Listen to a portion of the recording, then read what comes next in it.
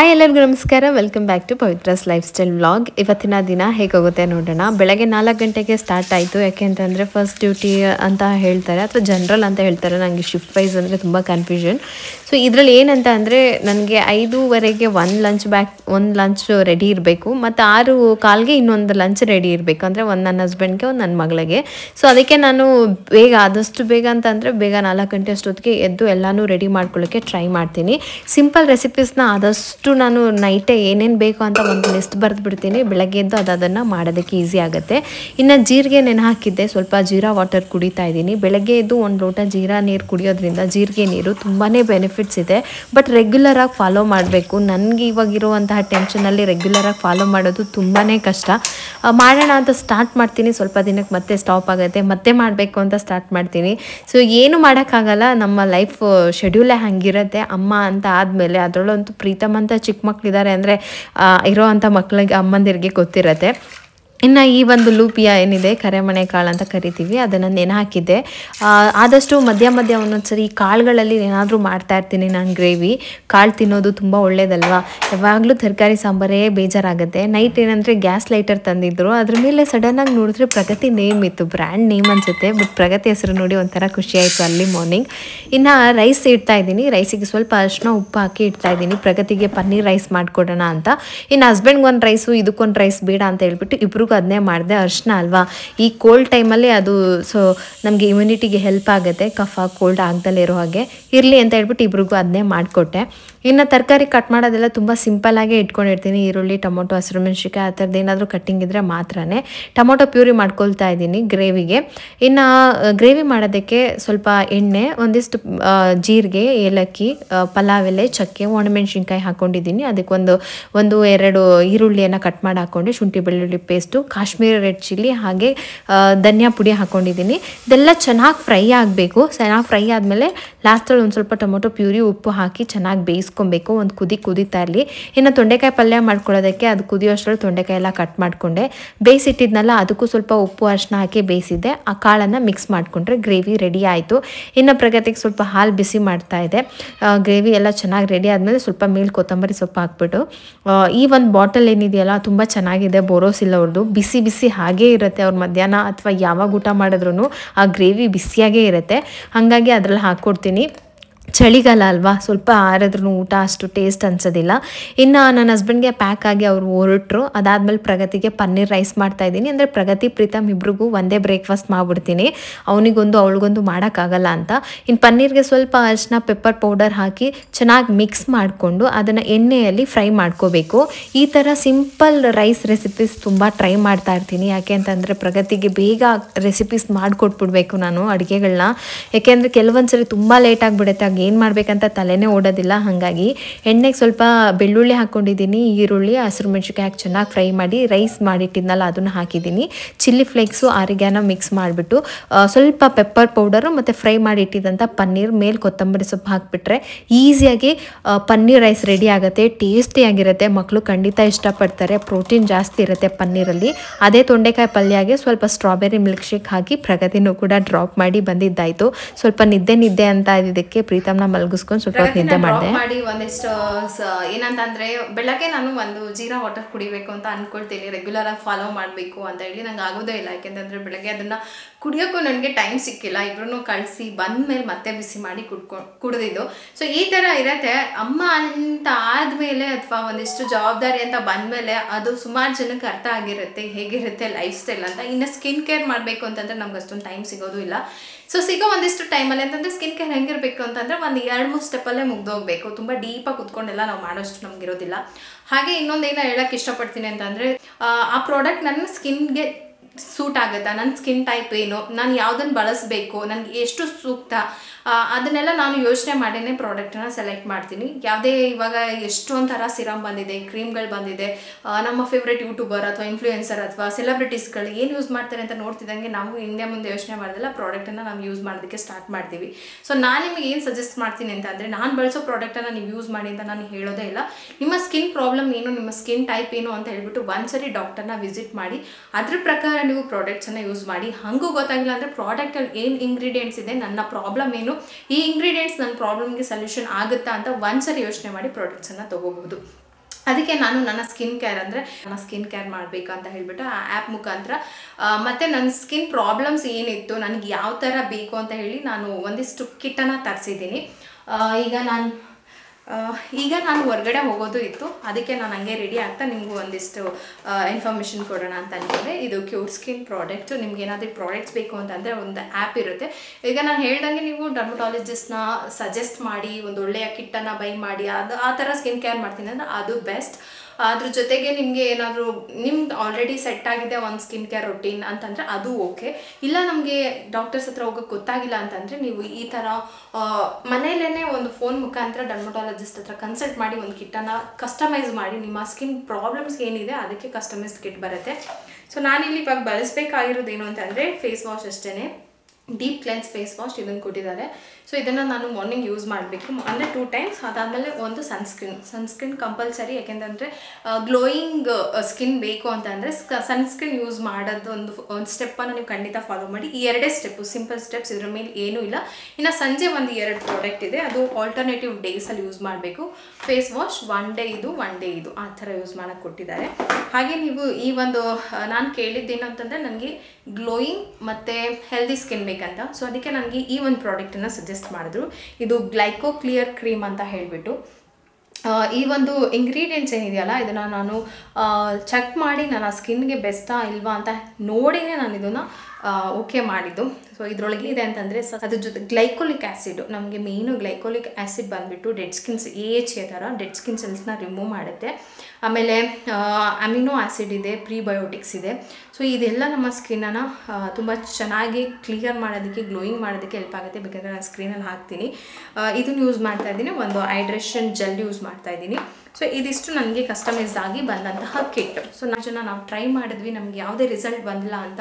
ಕೆಲವೊಬ್ರು ಪ್ರಾಬ್ಲಮ್ಸ್ ಕೆಲವೊಂಥರ ಇರುತ್ತೆ ಮತ್ತು ಸ್ಕಿನ್ ಟೈಪ್ ಒಂಥರ ಇರುತ್ತೆ. ಈಗ ನಾನು ಯೂಸ್ ಮಾಡಿ ನನಗೆ 2 ವೀಕ್ಸ್ಗೆ ರಿಸಲ್ಟ್ ಬರಬಹುದು, ಯಾಕೆಂತಂದರೆ ನಾನು ಬಿಸಿಲಿಗೆ ಜಾಸ್ತಿ ಹೋಗಲ್ಲ, ಮನೇಲೇ ಇರ್ತೀನಿ.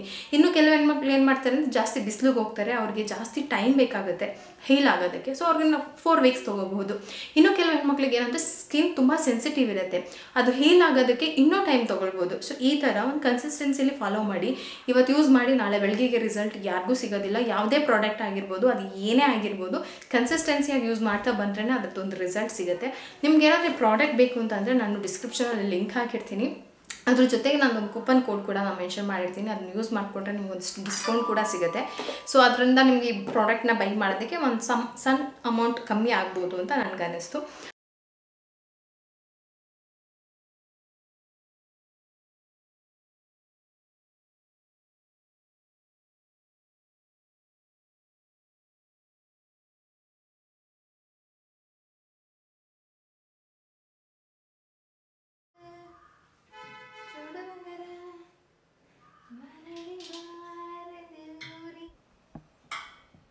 ಏನದು? Jelly fish.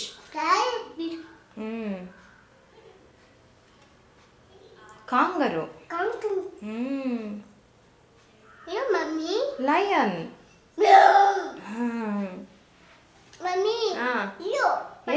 Monkey. Doctor. Octopus. Parrot.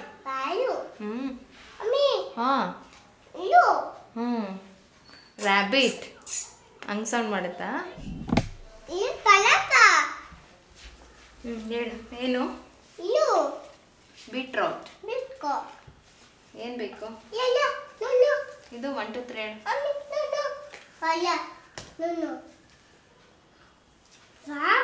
Wow, shark. 1 shark. Daddy shark. ಇದು ಡಕ್. ಬ್ಯಾಕ್. ಬೌ. ಏನಿದು? Dog. 1 2 3 dogs. 4 chairs. 1 2 3 4. Chocolate. 1 2 3 4 5 chocolates. Next penguins. Count ಮಾಡು. 1 2 3 4 5 6. ಇದು ಚಿನ್ನು ಹೇಳು 1 2 balloons 1 2 3 4 5 6 7 balloons zebra 8 zebras tutu ಇದು ಅನ್ನುತ್ತಾ ಇದು ಚೆರೀಸ್. ಹಾಗೆ ಈ ರೆಸಿಪಿ ಇದನ್ನು ನಾನು ಮಿನಿ ವ್ಲಾಗಲ್ಲಿ ಹಾಕಿದೆ ಅಂತಂದರೆ ಪ್ರೀತಮ್ನ ಡ್ರಾಪ್ ಮಾಡಿದ್ದು ಎಲ್ಲ. ಅವನು ನಮ್ಮ ಜೊತೆನೇ 5 ಗಂಟೆಗೆ ಎದ್ಬಿಟ್ಟ. ಇನ್ನು ನೈಟು ನಾವು ಬೇಗ ಮಲಗ್ತೀವಿ 9 o'clock ಒಳಗಡೆ ಅಂತ ಅಂದಾಗ ಪ್ರೀತಮ್ ಮಲಗ್ತಾನೆ, ಬಟ್ ನಿದ್ದೆ ಚೆನ್ನಾಗಾಗಿರತ್ತಲ್ಲ ಅವ್ನಿಗೆ 5 o'clockಗೆಲ್ಲ ಎಚ್ಚರಿಕೆ ಆಗಿಬಿಡುತ್ತೆ. ಸೊ ಅವನ್ನ ಕರ್ಕೊಂಡು ಹೋಗಿ ನಾನು ಹೇಗೋ ಬ್ಯಾಲೆನ್ಸ್ ಮಾಡಬೇಕು. ಎಲ್ಲ ತಾಯಂದಿರು ಏನಂತ ಯೋಚನೆ ಮಾಡ್ತಾರೆ ಸೆಕೆಂಡ್ ಬೇಬಿಗೆ ಅಂತ ಅಂದರೆ, ಈ ಫಸ್ಟ್ ಬೇಬಿ ಮತ್ತು ಸೆಕೆಂಡ್ ಬೇಬಿ ಎರಡನ್ನೂ ನಾನು ನಿಭಾಯಿಸೋದಕ್ಕೆ ಆಗುತ್ತಾ ಅಂತ ಫಸ್ಟ್ ಯೋಚನೆ ಮಾಡ್ತೀವಿ. ಯಾಕೆಂತಂದರೆ ಸ್ಕೂಲಿಗೆ ಪಿಕಪ್ ಮಾಡಬೇಕು, ಡ್ರಾಪ್ ಮಾಡಬೇಕು, ಒಂದು ಮಗು ಕೇರ್ ಮಾಡೋದಂಗೆ ಇನ್ನೊಂದು ಮಗುನೂ ಕೇರ್ ಮಾಡಬೇಕಾಗತ್ತೆ. ಸೊ ಇದೆಲ್ಲ ಇರಬೇಕಾದ್ರೆ ಎಷ್ಟು ಯೋಚನೆ ಮಾಡಿ ಸೆಕೆಂಡ್ ಬೇಬಿ ಪ್ಲ್ಯಾನ್ ಮಾಡ್ತಾರಲ್ವ. ಅಂದರೆ ಹ್ಯಾಂಡಲ್ ಮಾಡೋದು ಎಲ್ಲರಿಗೂ ಗೊತ್ತಿರುತ್ತೆ, ಬಟ್ ಆ ಸಿಚುವೇಶನಲ್ಲಿ ನಮ್ಗೆ ಹಂಗೆ ಅನಿಸುತ್ತೆ ಅಷ್ಟೇ. ಅದು ಜೊತೆಯಲ್ಲೇ ಹೋಗ್ಬಿಡತ್ತೆ, ದಿನ ಕಳೆದಿರೋದು ಗೊತ್ತೇ ಆಗೋದಿಲ್ಲ. ನನಗೂ ಕೂಡ ಇದೆಲ್ಲ ಯೋಚನೆ ಇತ್ತು. ಅವನು ಸ್ಕೂಲಿಗೆ ಜಾಯಿನ್ ಮಾಡಬೇಕು, ಪ್ರಗತಿ ಸ್ಕೂಲ್ ಟೈಮಿಂಗ್ಸ್ ಬೇರೆ ಆಗುತ್ತೆ, ಹೀಗೆ ಇಬ್ಬರನ್ನ ಹೇಗೆ ಬ್ಯಾಲೆನ್ಸ್ ಮಾಡ್ತೀನೋ ಅಂತ. ಹೇಗೋ 3 ವರ್ಷ ಕಳೆದಿದ್ದು ಗೊತ್ತೇ ಆಗಲಿಲ್ಲ. ಮನೇಲಿ ಏನಂತಂದರೆ ಟೊಮೊಟೊ, ಈರುಳ್ಳಿ, ಬೆಳ್ಳುಳ್ಳಿ ಎಲ್ಲ ನಾನು ಒಂದೊಂದು ಕಡೆ ಒಂದೊಂದು ಇದರಲ್ಲಿ ಜೋಡಿಸಿಟ್ಟಿರ್ತೀನಿ. ನೆಕ್ಸ್ಟ್ ಟೈಮ್ ಹೋಗೋಷ್ಟರಲ್ಲಿ ಎಲ್ಲ ಕೆಳಗಡೆ ಬಂದುಬಿಟ್ಟಿರುತ್ತೆ, ಎಲ್ಲ ಟೊಮೊಟೊ ಬೆಳ್ಳುಳ್ಳಿ ಎಲ್ಲ. ನೆಕ್ಸ್ಟ್ ಟೈಮ್ ಇನ್ನೊಂದ್ಸರಿ ಹೋಗೋಷ್ಟರಲ್ಲಿ ಎಲ್ಲ ಮೇಲೆ ಹೋಗ್ಬಿಟ್ಟಿರುತ್ತೆ. ಹೆಂಗಿದು ನಾನೇ ಇಟ್ಟಿದ್ನ ಇಲ್ಲಿ, ನಾನೇ ಹಿಂಗೆ ಮಾಡಿದ್ನ, ನಾನು ನೀಟಾಗಿ ಜೋಡಿಸಿದ್ನಲ್ಲ ಅಂದರೆ ನಮ್ಮ ಮನೇಲಿರೋಂತಹ ಮಹಾರಾಜರು ಆ ಕೆಲಸ ಮಾಡ್ತಾ ಇರೋದು ಇವತ್ತು ಗೊತ್ತಾಯಿತು. ಇನ್ನು ಲಾಸ್ಟ್ ಸ್ವಲ್ಪ ದ್ರಾಕ್ಷಿ ತೊಗೊಂಡು ಬಂದಿದ್ದೆಲ್ಲ ಹಾಗೆ ಉಳಿದಿತ್ತು. ಇನ್ನು ಹಾಗೆ ಬಿಟ್ಟರೆ ಅದು ಹಾಳಾಗಿಬಿಡುತ್ತೆ ಅಂತ ಸ್ವಲ್ಪ ಜ್ಯೂಸ್ ಮಾಡ್ಕೊಂಡು ಕುಡಿಯೋಣ ನನಗೆ ಅಂತ ಹೇಳಿಬಿಟ್ಟು ಅದನ್ನೆಲ್ಲ ವಾಶ್ ಮಾಡಿ ಉಪ್ಪು ನೀರು ಹಾಕಿ ನೆನೆಸ್ಬಿಟ್ಟು ಇಟ್ಟಿದ್ದೀನಿ. ಮನೆಯಲ್ಲಿ ಇರೋ ಗೋಡೆನೆಲ್ಲ ಕಿತ್ತಾಕ್ತಾ ಇದ್ದಾನೆ. ಅಂದರೆ ಹೇಗೆ ಅಂತಂದರೆ ಎಲ್ಲೆಲ್ಲಿ ಹೋಲ್ ಇರುತ್ತೋ ಅಲ್ಲೆಲ್ಲ ಕೀಳೋದು. ಅಂದರೆ ಆರ್ಟಿಸ್ಟ್ ಅಂತಾರಲ್ಲ ಹಾಗೆ. ಸ್ವಲ್ಪ ಮನೆಯೆಲ್ಲ ಕ್ಲೀನಿಂಗ್ ಎಲ್ಲ ಮುಗಿಸ್ಕೊಂಡೆ, ಪ್ರೀತಮ್ನ ಮಲಗಿಸ್ಬೇಕು. ಸೊ ಹಾಗಾಗಿ ಬೆಳಗ್ಗೆ ಇದ್ದರೆ ಇದೇ ಥರ ರಶ್ ಆಗಿರುತ್ತೆ ದಿನ. ಮತ್ತು ಪ್ರೀತಮ್ ಜೊತೆ ಟೈಮ್ ಕಳೆಯೋದೇ ನನಗೊಂಥರ ಖುಷಿ. ಇನ್ನು ಮುಂದಿನ ಸಾರಿಯಿಂದ ಸ್ಕೂಲಿಗೆ ಬೇರೆ ಜಾಯಿನ್ ಮಾಡಬೇಕು. ಸೊ ಅವಾಗ ಇದನ್ನೆಲ್ಲ ಮಿಸ್ ಮಾಡ್ಕೋತೀನೇನೋ ಅಂತ ಅನ್ನಿಸ್ತಾ ಇದೆ. ಬಟ್ ಆದಷ್ಟು ಎಷ್ಟು ದಿನ ಸಾಧ್ಯನೋ ಅಷ್ಟು ದಿನ ಅವನ ಜೊತೆ. ಈಗಂತೂ 2 ವರ್ಡ್ ತುಂಬ ಕ್ಯೂಟಾಗಿ ಮಾತಾಡ್ತಾನೆ. ಎನಿ ಟೈಮ್ ಬುಕ್ಸ್ ಇರಬೇಕು, ಬುಕ್ಸಲ್ಲಿರುವಂತಹ ಅದೆಲ್ಲ ಪಿಕ್ಚರ್ಸ್ನ ರೆಕಗ್ನೈಸ್ ಮಾಡೋದು, ಹೇಳೋದು. ಅವ್ನು ತುಂಬ ಇಂಟ್ರೆಸ್ಟಿಂಗಾಗಿ ಹೇಳ್ತಾನೆ. ಅದೆಲ್ಲ ತುಂಬ ಖುಷಿ ಕೊಡುತ್ತೆ ನನಗೆ. ದಿನ ಹೆಂಗೆ ಪಾಸ್ ಆಗುತ್ತೆ ಅಂತಲೇ ಗೊತ್ತಿಲ್ಲ. ಯಾಕೆಂದರೆ ಬೆಳಗ್ಗೆ 6 ಗಂಟೆ ಅಷ್ಟೊತ್ತಿಗೆ ಬ್ರೇಕ್ಫಾಸ್ಟು ಲಂಚ್ ಎರಡೂ ಮುಗಿಸ್ಕೊಂಡ್ಬಿಡ್ತೀನಿ ಕೆಲವೊಂದು ಸರಿ. ಇನ್ನು ಮಧ್ಯಾಹ್ನ ತನಕ ಏನು ಕೆಲಸ ಇರುತ್ತೆ, ಪ್ರೀತಮ್ ಜೊತೆ ಟೈಮ್ ಪಾಸ್ ಮಾಡೋದು, ಅವ್ನಿಗೇನಾದರೂ ಹೇಳ್ಕೊಡೋದು, ಅವನ ಜೊತೆ ಇದೇ ಇರುತ್ತೆ. ಇನ್ನು ಹೊರಗಡೆ ತಿರುಗಾಡೋಕ್ಕೂ ಹೋಗ್ತಾ ಇಲ್ಲ. ಯಾಕೆ ಅಂತಂದರೆ ತುಂಬ ಕೋಲ್ಡ್ ಇದೆ. ಮನೆಯಲ್ಲೇ ಬಿಸಿಲು ಬರೋದ್ರಿಂದ ಬಾಲ್ಕನಿಲಿ ಒಂದು ಅರ್ಧ ಮುಕ್ಕಾಲು ಗಂಟೆ ಬಿಸಿಲಲ್ಲಿ ಕೂರಿಸ್ಬಿಡ್ತೀನಿ. ಹೊರಗಡೆ ತುಂಬ ಕೋಲ್ಡ್ ಅಲ್ವಾ, ಹಾಗಾಗಿ ನಾನು ಕೂಡ ಸ್ವಲ್ಪ ಹೊತ್ತು ಬಿಸಿಲಲ್ಲಿ ಕೂತಿರ್ತೀನಿ. ಇದೇ ಆಗೋಗುತ್ತೆ. ಇನ್ನು ಮಧ್ಯಾಹ್ನ ನನ್ನ ಹಸ್ಬೆಂಡ್ ಬಂದಮೇಲೆ ಒಂದು ಇಂಪಾರ್ಟೆಂಟ್ ಕೆಲಸ ಇತ್ತು ಅಂತ ಹೊರಗಡೆ ಹೊರಟ್ವಿ ರೆಡಿಯಾಗಿ. ಮನೇಲಿ ಇಬ್ಬರೂ ಬಿಟ್ಟು ಹೊರಟೆ. ಬಟ್ ಬಿಟ್ಟು ಹೊರಟಾಗ ನನಗೆ ತುಂಬ ಉಪಯೋಗಕ್ಕೆ ಬರುತ್ತೆ. ಇಂಡೋರ್ ಕ್ಯಾಮ್ರಾ ಹಾಕ್ಸಿದ್ದೀವಿ. ಸೊ ಪ್ರೀತಮ್ ಅತ್ತಾಗೆಲ್ಲ ನನಗೆ ಮೆಸೇಜ್ ಬರ್ತಾ ಇರುತ್ತೆ. ಆಮೇಲೆ ಇಬ್ಬರೂ ನಾನು ಅದರೊಳಗೆ ಮಾತಾಡ್ತಾ ಇರ್ತೀನಿ. ಫೋನಲ್ಲಿ ಹೆಂಗೆ ಮಾತಾಡ್ಬೋದು ಹಾಗೆ ಇಬ್ಬರ ಜೊತೆ ಕಾನ್ವರ್ಸೇಷನ್ ಮಾಡ್ತಾ ಇರ್ಬೋದು. ಸೊ ಹಾಗಾಗಿ ಕ್ಯಾಮ್ರಾದಲ್ಲಿ ಅವ್ರನ್ನ ನೋಡ್ಕೊಳ್ತಾ ಒಂದಿಷ್ಟು ಇಂಪಾರ್ಟೆಂಟ್ ಕೆಲಸ ಇತ್ತು, ಅದನ್ನು ಮುಗಿಸ್ಕೊಂಡು ಬರೋಣ ಅಂತ ಮಲ್ಲೇಶ್ವರಂಗೆ ಹೋಗಿದ್ವಿ. ತುಂಬ ಚೆನ್ನಾಗಿ ಕಾಣಿಸುತ್ತೆ ಒಂದೊಂದ್ಸರಿ ಈ ಥರ ರೋಡ್ಗಳನ್ನ ನೋಡೋದಕ್ಕೆ. ಅಂದ್ಕೊಂಡಿದ್ದ ಕೆಲಸ ಆಗಲಿಲ್ಲ, ಜಸ್ಟ್ ಹಂಗೆ ಒಂದಿಷ್ಟು ಫ್ರೆಂಡ್ ಮನೆಗೆಲ್ಲ ಹೋಗಬೇಕಾಗಿತ್ತು. ಅವರು ತುಂಬ ದಿನದಿಂದ ಕರೀತಾಯಿದ್ರು, ಒಂದು ಕೆಲಸ ಇತ್ತು. ಆ ಕೆಲಸ ಮುಗಿಸ್ಕೊಂಡು ಫ್ರೆಂಡ್ ಮನೆಗೆ ಹೋಗಿ ಬರ್ತಾ ಸ್ವಲ್ಪ ತರಕಾರಿ ಎಲ್ಲ ತೊಗೊಂಡು ಬರೋಣ ಅಂತ ಇಲ್ಲಿ ಒಂದು ಶಾಪ್ ಹತ್ರ ಬಂದ್ವಿ. ಎಷ್ಟು ನೀಟಾಗಿ ತರಕಾರಿ ಹಣ್ಣು ಎಲ್ಲ ಜೋಡಿಸಿದ್ರು ಅಂದರೆ ಅದನ್ನು ನೋಡೇ ನಂಗೆ ತುಂಬ ಖುಷಿ ಆಗೋಯಿತು. ಅಷ್ಟು ನೀಟಾಗಿ ಒಂದು ಇದರಲ್ಲೂ ಅಂದರೆ ಎತ್ಕೊಳ್ಳೋದಕ್ಕೂ ನಮ್ಗೆ ಅಷ್ಟು ಈಸಿ ಆಗಬೇಕು, ಅಷ್ಟು ಚೆನ್ನಾಗಿ ಜೋಡಿಸಿಟ್ಟಿದ್ರು. ಅದಾದಮೇಲೆ ನಾಳೆಗೆ ನಾನು ಆಲ್ರೆಡಿ ಆನ್ ದ ವೇ ಬರ್ತಾನೆ ನಾನು ಪ್ಲ್ಯಾನ್ ಮಾಡ್ಕೊಳ್ತಾ ಇದ್ದೀನಿ. ಏನು ಮಾಡಬೇಕು ನಾಳೆ ಬ್ರೇಕ್ಫಾಸ್ಟ್ಗೆ, ಏನು ಪ್ಯಾಕ್ ಮಾಡಬೇಕು, ಇಬ್ರಿಗೂ ಏನು ಮಾಡಿಕೊಡ್ಲಿ ಅಂತ ಹೇಳ್ಬಿಟ್ಟು ಅಲ್ಲೇ ಲಿಸ್ಟ್ ಮಾಡ್ಕೊಂಡು ಅಲ್ಲೇ ತರಕಾರಿನೂ ಸೆಲೆಕ್ಟ್ ಮಾಡಿಕೊಂಡು ಬಂದುಬಿಟ್ಟೆ. ಸ್ವಲ್ಪ ಏನೇನು ಮೇನ್ ತರಕಾರಿ ಬೇಕಿತ್ತು, ಪ್ರಗತಿಗೆ ಒಂದು ಸ್ವಲ್ಪ ಟೆಕ್ಸ್ಟ್ ಬುಕ್ಸ್ ಎಲ್ಲ ಬೇಕಾಗಿತ್ತಂತ ಎಲ್ಲನೂ ತೊಗೊಂಡು ತುಂಬ ಇಂಥದ್ದು ಇಲ್ಲ ಅನ್ನೋಂಗಿಲ್ಲ, ಎಲ್ಲ ಥರ ತರಕಾರಿ ಅವೈಲಬಲ್ ಇತ್ತು. ಸೊ ನನ್ನ ಮನೆಯ ನಿಯರೇ ನನಗೆ ಗೊತ್ತೇ ಇರಲಿಲ್ಲ. ನೆಕ್ಸ್ಟ್ ಟೈಮ್ ಹೋದರೆ ನಮಗೆ ಇಲ್ಲಿ ಹತ್ರ ಆಗುತ್ತೆ ಮತ್ತು ಎಲ್ಲ ಥರನೂ ಸಿಗುತ್ತೆ ಅಂತ ಅಂದ್ಕೊಂಡು ಬಂದೆ. ಈ ಥರ ಇರುತ್ತೆ ನನ್ನ ಪ್ಲ್ಯಾನಿಂಗ್ ಎಲ್ಲ. ಏನಾದರೂ ಅಡುಗೆ ಮಾಡಬೇಕು ಅಂತ ಇದ್ದರೆ ಅಥವಾ ಲಂಚ್ ಬಾಕ್ಸ್ ಪ್ಯಾಕ್ ಮಾಡೋದು ಅಂತ ಅಂದಾಗ ಒಂದೇ ಥರನೂ ಮಾಡೋಕ್ಕಾಗಲ್ಲ ಮಕ್ಕಳಿಗೆ ಅಂತ ಅಂದಮೇಲೆ. ಇವಾಗಿರೋ ಮಕ್ಳಿಗೆ ಗೊತ್ತಿರಬೇಕಲ್ಲ, ಅಂದರೆ ಅಂದರೆ ಹುಷಾರು ತಪ್ಪಿಡ್ತಾರೆ. ಸೊ ಹಾಗಾಗಿ ಎಷ್ಟು ಸಾಧ್ಯನೋ ಅಷ್ಟು ಆರೋಗ್ಯಕ್ಕೂ ಒಳ್ಳೆಯದಾಗಿರಬೇಕು, ಅವ್ರಿಗೆ ರುಚಿಯಾಗೂ ಇರಬೇಕು, ಅಂದರೆ ಊಟ ಮಾಡೋ ಥರನೂ ಇರಬೇಕಲ್ವಾ.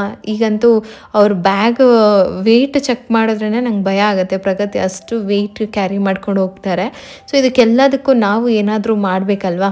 ಸೊ ಹಾಗಾಗಿ ಏನು ಸೈಡಿಗೆ ಇಟ್ರೂ ಕೆಲಸನ ಫಸ್ಟು ಲಂಚ್ ಬಾಕ್ಸ್ ಪ್ರಿಪ್ರೇಷನಲ್ಲೇ ನಂದು ಫಸ್ಟ್ ಪ್ರಿಫರೆನ್ಸನ್ನು ಕೊಟ್ಬಿಟ್ಟಿರ್ತೀನಿ. ಜಾಸ್ತಿ ತರಕಾರಿ ತೊಗೊಂಬಂದು ಫ್ರಿಜ್ಜಲ್ಲಿಡೋ ಕೆಲಸ ಎಲ್ಲ ಮಾಡಲ್ಲ ಇವಾಗ. ಏನು ಬೇಕೋ ಅದನ್ನು ನೈಟು ರೆಡಿ ಮಾಡ್ಕೊಳ್ತೀನಿ. ಆಮೇಲೆ ಒಂದು ಮರದ ಟ್ರೇ ಇದೆ, ಕೆಲವೊಂದು ನಮ್ಮ ಹತ್ರ ನಾಳೆ ಬೆಳಿಗ್ಗೆ ಯೂಸ್ ಮಾಡ್ತೀನಿ, ಅದನ್ನ ಕಟ್ ಮಾಡಿ ಬಾಕ್ಸಲ್ಲಿ ಹಾಕಿಡ್ತೀನಿ. ಇನ್ನು ಮಿಕ್ಕಿದ್ನೆಲ್ಲ ಹಾಗಾಗಿ ಟ್ರೇಯಲ್ಲೇ ಇಟ್ಬಿಡ್ತೀನಿ ಮರಗಳಲ್ಲಿ. ಅದು ಹಾಗೆ ಇರುತ್ತೆ, ಯಾಕೆಂತಂದರೆ ಫ್ರಿಜ್ಜಲ್ಲಿ ಬೇಡ, ಇವಾಗ ಕೋಲ್ಡ್ ಟೈಮ್ ಅಲ್ವಾ, ಆದಷ್ಟು ಫ್ರಿಜ್ಜಲ್ಲಿರೋ ತರಕಾರಿ ಹಣ್ಣು ಎಲ್ಲ ತಿನ್ನೋದನ್ನು ಸ್ವಲ್ಪ ಅವಾಯ್ಡ್ ಮಾಡೋಣ ಅಂತ ಹೇಳಿ.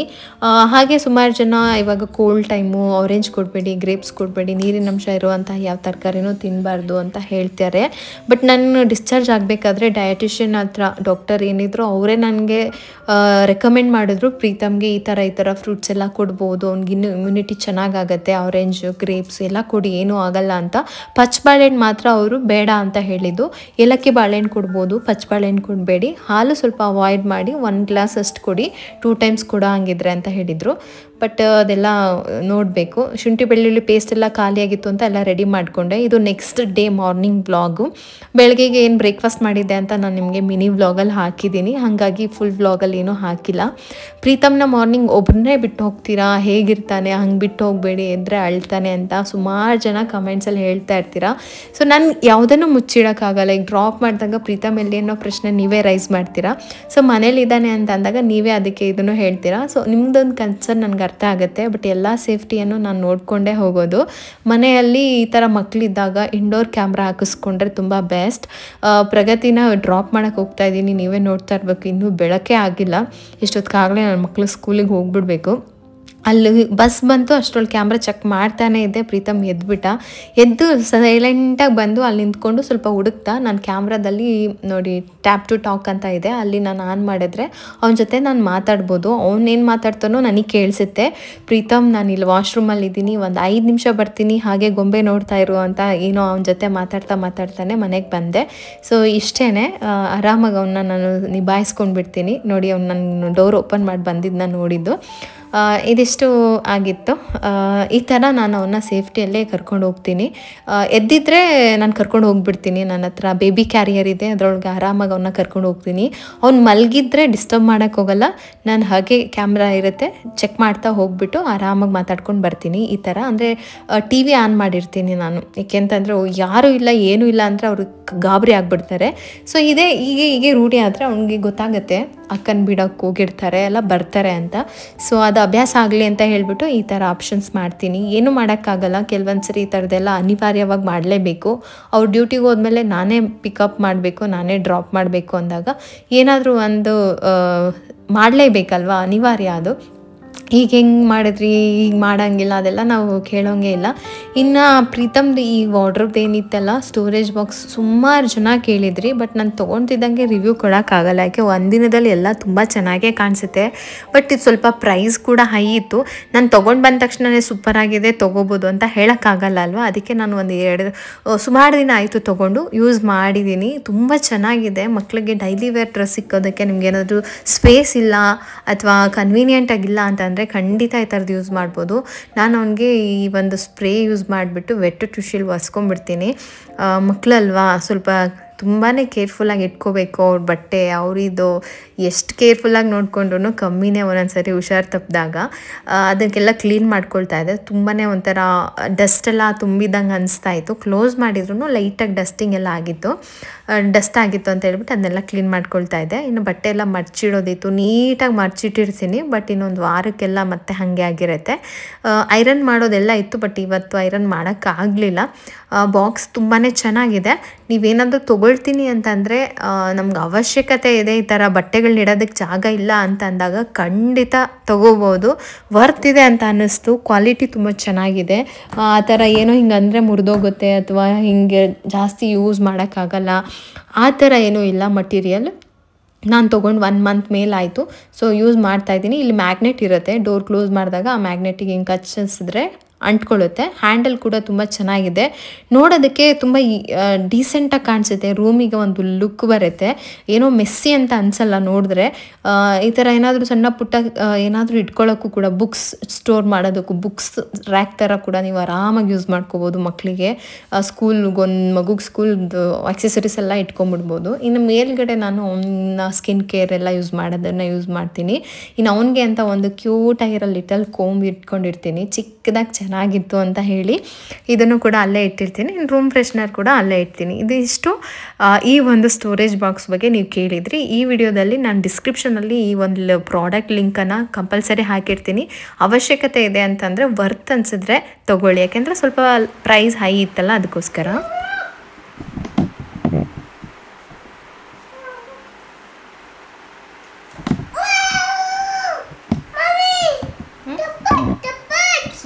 ಸೂಪರಾಗಿ ಕ್ಲೀನ್ ಮಾಡಿದ್ಯಾ.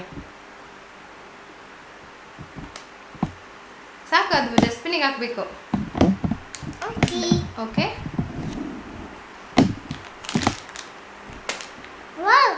ಅದು ಬೇಡ, ಡಸ್ಟ್ಬಿನ್ನಿಗೆ ಹಾಕ್ಬಿಡೋದು. ಕ್ಲೀನ್ ಮಾಡಿದ್ದ ಆಯ್ತಲ್ಲ.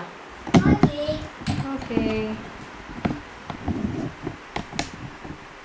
ಈಗಂತೂ ಅವ್ನ ಮಾತು, ನನ್ನ ಜೊತೆ ಮಾಡೋ conversation, sorry, okay, thank you, ಇದೆಲ್ಲ ನಂಗೆ ತುಂಬ ಖುಷಿ ಕೊಡುತ್ತೆ. ತುಂಬ ಸೈಲೆಂಟಾಗಿ ಆರಾಮಾಗಿರ್ತಾನೆ. ನಾವು ಊಟ ಹಾಕ್ಕೊಟ್ಟಿದ್ದೆ, ಮಧ್ಯಾಹ್ನ ಒಂದು ಮಲ್ಗೋ ಟೈಮ್ ಆಗಿತ್ತು.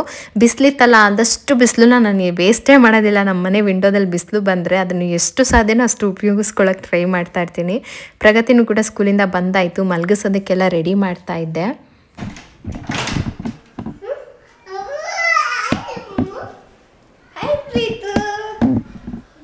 ಡ್ಯಾಡಿ ಬಂದರೆ, ಪ್ರಗತಿ ಬಂದರೆ ಸಿಕ್ಕಾಪಟ್ಟೆ ಖುಷಿ ಆಗ್ಬಿಡ್ತಾನೆ. ಹಾಯ್ ಅಮ್ಮು ಅಂತ.